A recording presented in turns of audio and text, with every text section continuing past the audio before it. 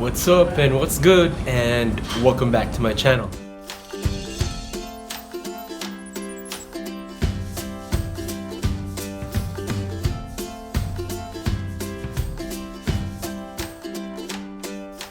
Guys, today it's very exciting because we're gonna talk about again our favorite segment, Bisdak, Reak. And today, people are always asking, ngano daw ang panihapon kanon sa gabi? Ikaw, kay baw ka sa tubag? Ug mao, apil sa among Bisdak, Reak. Aniya. Let's go. Ngano ang panihapon kanon gabi? Kay dugay man luto sa daan. Paano masabi? Tinatanong ko nga Paano masabi? Why do we eat panihapon in the evening?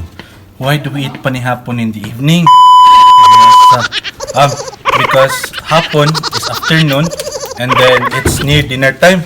That's why we eat panihapon near dinner. Alright, Paul Jordan. Alright, Paul kanon sa gabi. Rick, naunan dyan ang panihapon sa gabi kay gitawag og panihapon kay. Kaya dapat Gabi kanon. Kay gabi na. Gabi Nya panihapon man. Nagabian Ano na. na siya kay mutong-tong na PM, panihapon naman na siya. Salamat.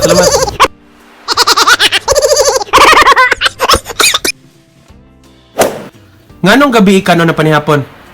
Gabi kan o ng panihapon kay lapit ang hapon sa gabi. Hindi man pwede nga paniod to ang hapon. So ang panihapon so muna lapit. Matawag panihapon. So bright ka. Siyempre.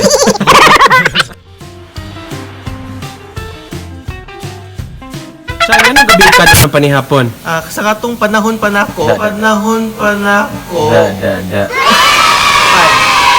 Ang mga katiguangan Klaro ni ha panahon nimo. mukhaon og alas 5 or say alas 4 man ang gitawag og panihapon. Sa karon na mga millennials na manihapon dito tapit man alas 12 kadlawon.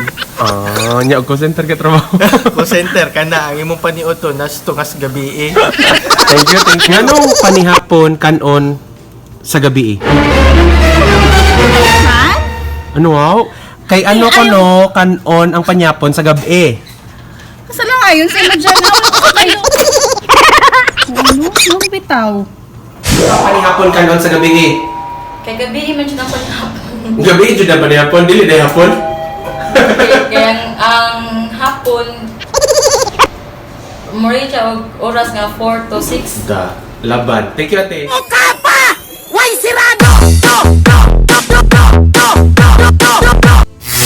Subag na sa atong katawhan o sa atong mga higala ang pangutanang nganong ang panihapon kanon sa gabi.